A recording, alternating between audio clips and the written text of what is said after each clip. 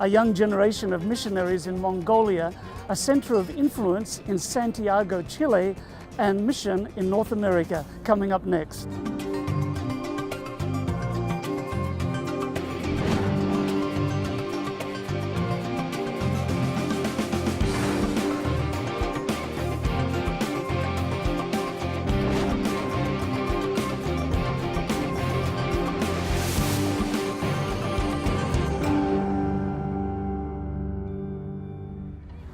Hello and welcome to Mission 360. I'm Gary Krause.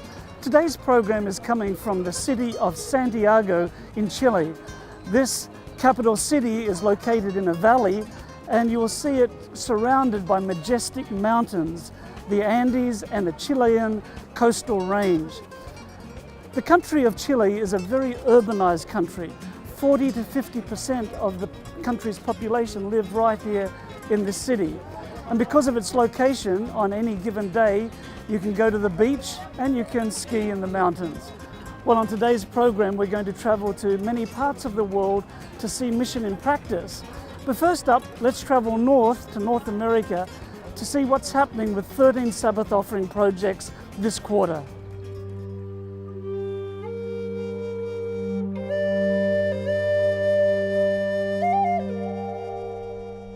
I've been dancing for 2 years, and what made me start dancing? Well, it's because I was really interested, and for my family. My family is like mostly all shawl dancers.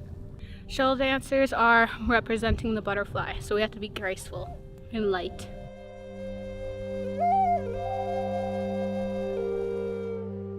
The stars is for my mom. She calls me her little shining stars, so that's why I have a bunch. And then there's my butterfly because it represents the dance. I have yellow in it for my Cree name. My Cree name's Yellow Mountain Road Woman. And blue because I love blue. Shanique is a member of the Cree, one of the largest groups of First Nations in North America. In Canada alone, there are more than 200,000 members. An increasing challenge in North America is for Native youth to retain their culture. Through dance, Shanique is able to continue her tribe's legacy and express herself. She has attended the Mamaway Ataskatan Native School in Alberta, Canada, since she was in the 2nd grade. This Adventist school is located in a rural environment to allow students to focus on their school experience.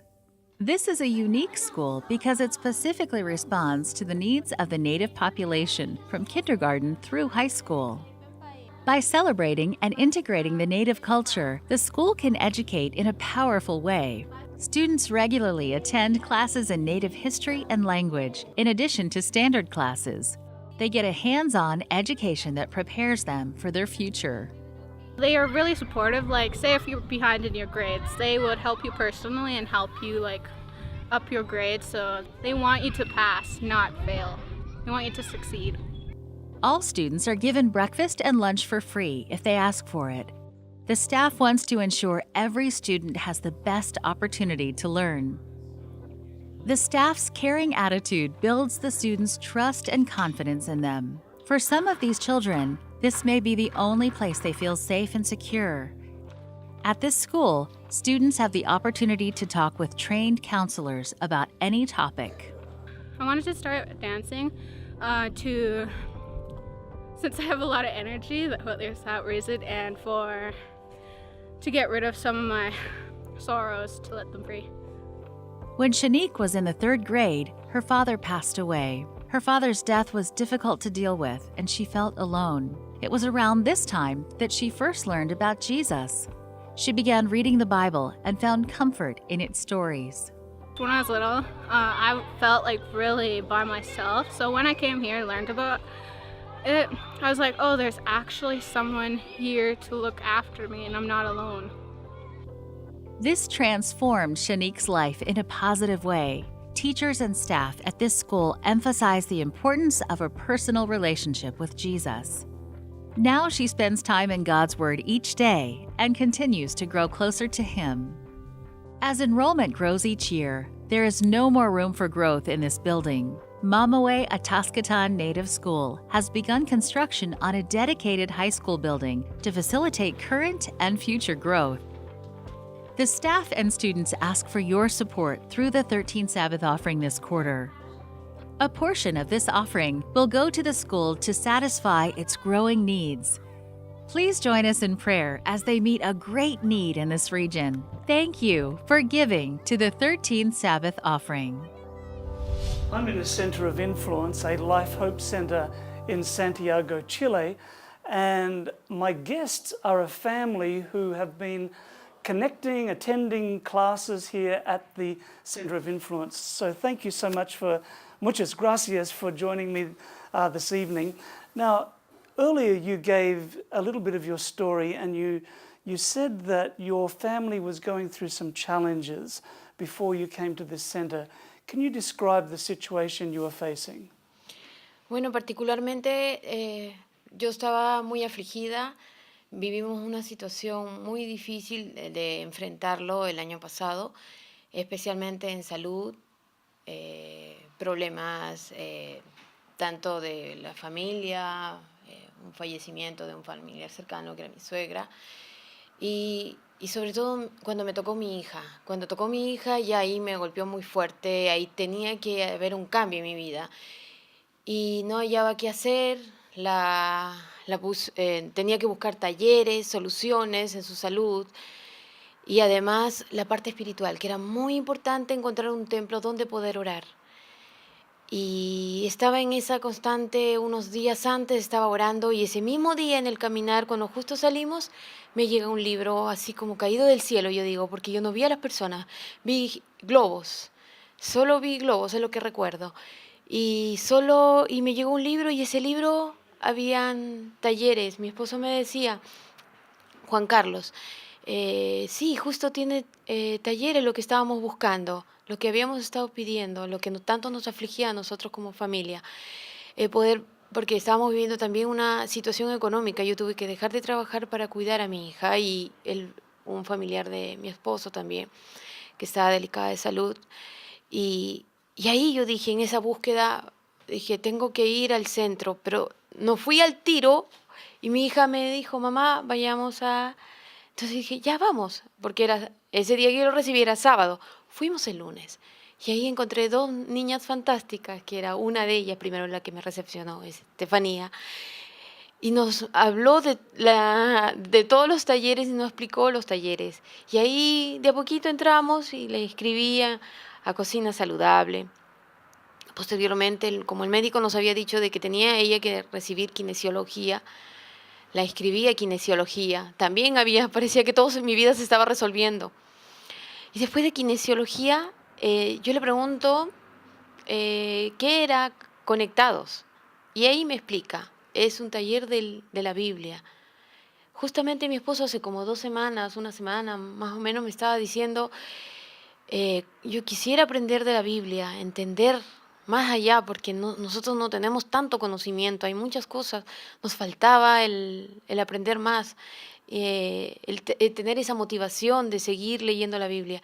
Y qué mejor este centro que cuando llegamos nos enseñó todo eso. El pastor, el día en que vinimos al taller de cocina, que fue el saludable, justo calzado para la salud de mi hija y de la familia en completo, porque a ella le diagnosticaron resistencia a la insulina. Entonces su alimentación ya había sido cambiada, ya la estábamos cambiando, pero no sabía cómo yo preparar ese tipo de alimentos así en la diversidad, como Javiera y Estefanía cuando nos enseñó en ese taller, el compartir, el saber, y ella también, mi hija, las dos, aprender de la comida vegana, o sea, vegetariana, saludable, era importante, y de ahí nos llevó la oración, y fue cambiando. Orar, el pastor Estefan y el pastor Flores nos ayudó y junto con las hermanas, la comunidad, esa hermandad que había, el amor al prójimo, eso es lo que yo estaba buscando, porque en conjunto ya estábamos trabajando algo así, pero no sabíamos en dónde hacerlo, cómo hacerlo, porque como familia estábamos intentando, pero aquí nos dieron el apoyo y cómo aprender a orar, que eso me gustó mucho, y desde ahí mi vida cambió, nuestra vida cambió, hasta la de mi gato, porque mi gato estaba muy mal. Y la verdad nos decían que hasta hay que pedir lo más mínimo. Antes para mí pedir era como molestar al Señor mucho, pero no, pedir hasta lo más importante y que sea su voluntad de Él. Y así fue. Y yo pedí por el gato y es increíble que resultó. Nunca me voy a olvidar. Fue justo por el cumpleaños de mi esposo. Y fue un despertar para todos. Fue muy lindo, maravilloso. Así que agradecida de eso. Thank you so much, Carmen, for sharing. Carlos, can you tell me from your perspective what difference it has made for you and your family? Bien, primero reconocer que tuvimos una respuesta muy concreta cuando llegamos a este centro, que efectivamente se vio reflejada al poco tiempo de estar participando en distintos talleres, en mis hijas, en mi esposa y yo personalmente, que estaba en la búsqueda también de la lectura de la Biblia, lo cual al poco tiempo nosotros en nuestra casa recuperamos el tiempo de la oración, por ejemplo. Nosotros nos estamos dando espacio a cosas importantes y la oración en nuestra familia recuperó un tiempo que no habíamos perdido.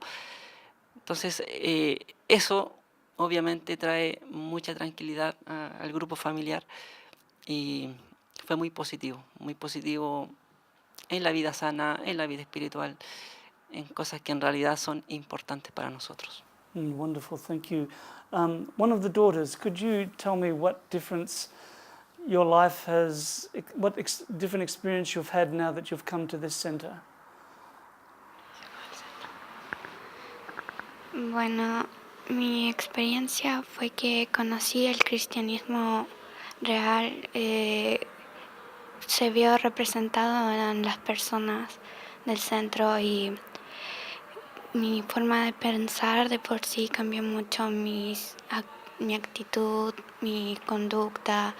Antes estaba sometida a filosofías o ciencias que no me llevaban a nada y ahora reconozco que este centro de por sí es parte de mi felicidad. Eso. Muchas gracias.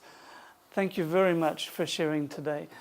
And viewers at home, these are called centers of influence for a reason, because they have an influence that reaches out into the community, sharing God's love in very practical ways. So please pray for centers of influence in large cities all around the world. We'll be right back right after this break.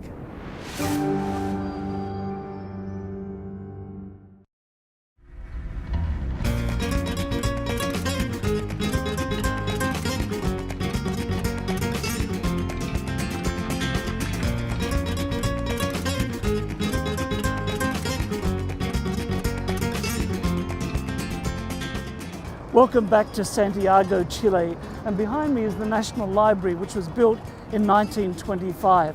Next up, we learn about mission work in the country of Mongolia.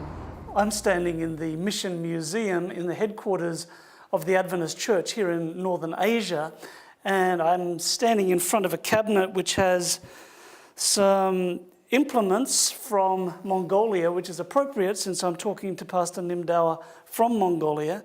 In fact, from the city of Ulaanbaatar.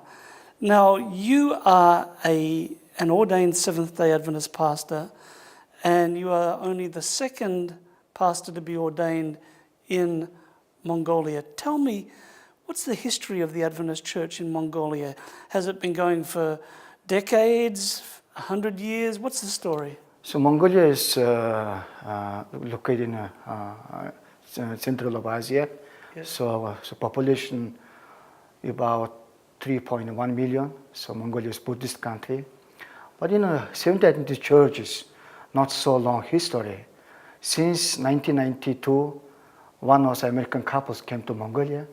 They just started a home group and then spread the gospel. Some of the Mongolian young people. Since also that time, so Seventh-day Adventist Church just started all the works until now. Yes, so you referred to Brad and Kathy Jolly, Yes. who were working for Adventist Frontier Missions. And as you say, they just started with a small home group, but now the church is growing and growing. And when I was there many years ago, it suddenly hit me what a young church it was in terms of most of the people in church were like under 25 years of age. Is that still the case? Yeah, that's right. Mongolia church is very so young. So most of the people are high school and then also students. There are very few, just adult people. Yeah. Now, what are some of the challenges in Mongolia? I mean, I know the stereotypes that Mongolians like to drink a lot and they drink hard. And what are some of the challenges facing the community? Yeah, most of the challenges, there are many also drunken people. People are also used to drink vodka much. And then there are also family abuse. And then also third one is there are also unemployment. It's very high. Right. Yeah. So I'm sure the vodka drinking and the abuse in the family are connected pretty closely together. Sure.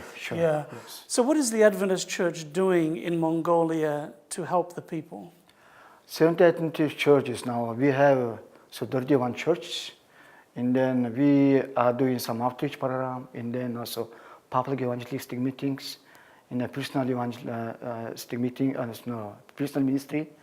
And then also we had some also correspondence school. Yeah. Now, Pastor, you are an administrator, you care for Adventist Mission, you also help pastor a church, but you've also planted churches in Mongolia. Yeah. How did you become a Seventh-day Adventist? In 1999, I just found the Bible. And then since that time also I read it Bible, and I spent time much for the Bible. After 6 months, I just know where is God. And then after that also I met with my friend, asked him how to find a church. Because before that also I heard some voice, which is go. Second time also I heard one of the voice, which say, you just pray. I don't know what is the meaning about that. Third voice is you have to go to church.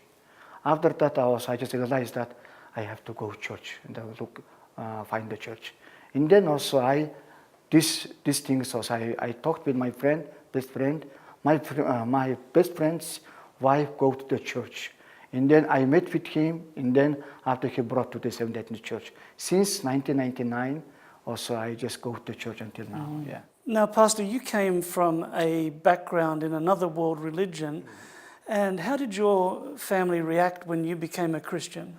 Yeah, just my family is very committed to the religion, but when I also went to the church, they're very uncomfortable, saying that they said, if you go to the church, maybe you have to leave my family and home. And then also at the beginning, my father was very angry, and then said, you have to choose. If you want to stay home, you not go to the church. If you want to go to your church, you must leave the home. That time also I also struggled, and then it was in my heart, how can I make a choice? That time for me is very hard time. Yeah. And you obviously made your choice. Yes, of course. By God's grace, I made my decision to follow Jesus Christ. Yeah. And were you pushed out of your home? After that, of course, was my parents unhappy, but that time God called me, and then I just attended in Filipino 1000 Missionary Movement. Okay, so you went to the Philippines and did some further training. Yes. Yeah. What would you say is the number one challenge that the church is facing in Mongolia? Yeah, Mongolia is, now is our young people is so materialistic. Yes. That was also Western culture much affected to our young people. And then they are very secular now. That things also is very hard to reach, people. Yeah. Right. So the influences of secularism, materialism in the West are making their impact. Yes. Okay. Pastor, thank you so much for sharing with us welcome. today. Yeah. And viewers at home, please pray for the church in Mongolia. It's young, it's already starting to feel the effects of secularism and materialism, and even the forces of unbelief coming into this country again. So pray for them, pray for church members, and pray that the community may be awakened to the love of Jesus in a very practical way. Next up, we travel north to North America, where we'll see projects that will benefit from your 13 Sabbath offerings this quarter.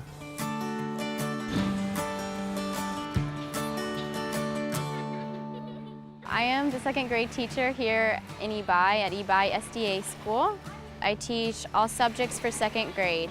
Come to her house. Go where? To her house. Ebi is a small island in the Pacific Ocean. It's part of a chain called the Marshall Islands. More than 15,000 people live on this small piece of land, and half of the population is under the age of 18. Ebi is very small, very populated, lots of children running around. They are very friendly. They will tell you hi, Yahweh, want to touch you, want to touch your hair, give you a hug. And then also there's not that many trees, not that many flowers, just a lot of buildings because, you know, such a high population. Ebi Seventh-day Adventist School plays an important role on the island. It educates children from preschool to grade 12. The school relies heavily on Adventist volunteers to function. Student missionaries especially come every year to fill the empty teaching positions. Elisa was a hairstylist in the United States, but she believed God wanted something else for her life. So she began praying for direction. Someone suggested that she consider volunteering her time for God's work. I had no idea where Ebi was, but there was an available opening, so I applied and I asked God to open the door if I was supposed to go or shut it if I was not supposed to. Since she arrived, Elisa has grown close to her students. They frequently hug her and want to spend time with her. The bond she's formed with the people on the island has motivated her to put her best effort into her job. But there have also been major challenges to living abroad. Since Ebi is an isolated island, getting fresh food here is infrequent, and healthy living can be difficult. So some of the struggles on Ebi have been getting sick and also not getting enough nutrition just because the food is very different here. There's not a lot of fresh produce. So my first sickness was chikungunya. It's a mosquito-borne virus. And then I got a dislocated kneecap from teaching the boys soccer. And so that was a struggle. I had to return to the US. When I had to return home from dislocating my kneecap, I was very angry. I felt guilty for leaving all my kids and my fellow missionaries. And I was angry at God. I blamed God for it. And I told all my family, I'm never coming back to Ebi. And then I drifted away from God a little bit, and then I prayed. I started praying, God, I need to come back to you. Tell me what to do with my life. I need my purpose. I need to know what it is. And as I prayed, God showed me that I was supposed to come back to Ebi, because in the first place, who was the one that led me to Ebi? It was God. When Elisa's knee was better, she returned to Ebi for another year of teaching. She feels even more dedicated and closer to the students than before. What I like about being here is being able to provide that kind of support for the children and a nurturing experience for them. And most of all is Jesus Christ. You know, telling them about Jesus and his love and showing that love to them, not just telling them, but most importantly, you know, showing it in my own life to them. One of the biggest obstacles the school faces is maintenance. The salt concentration in the air is so high that everything deteriorates at a fast pace.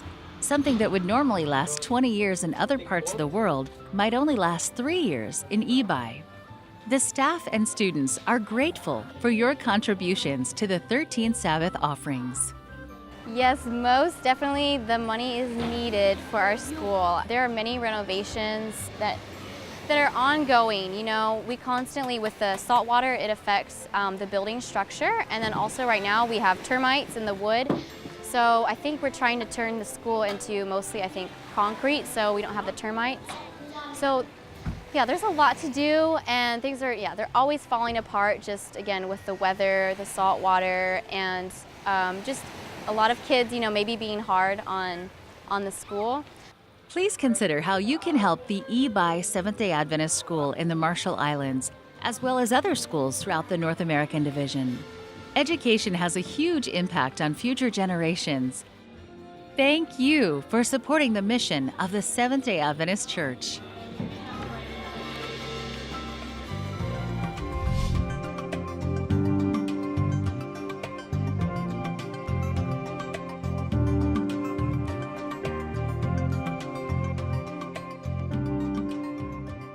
Well, thanks so much for joining us on today's program.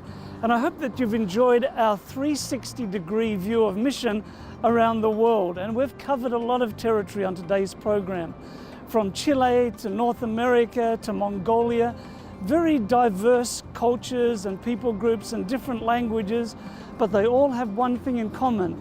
The people living in these territories are very special to God, and they are His children, and we have the opportunity to share His love in practical ways. And I want to thank you for your continuing support, your partnership with Adventist Mission to help this make this possible through your prayers, through your mission offerings, through your global mission donations, and through your personal involvement. As a special thank you, I'd like to send you a small free gift. It's a book written by Gina Wallin, and it is called True Believer. It's a fascinating story coming from the former Soviet Union. Well, for Adventist Mission, I'm Gary Krause, and I hope that you can join me next time right here on Mission 360.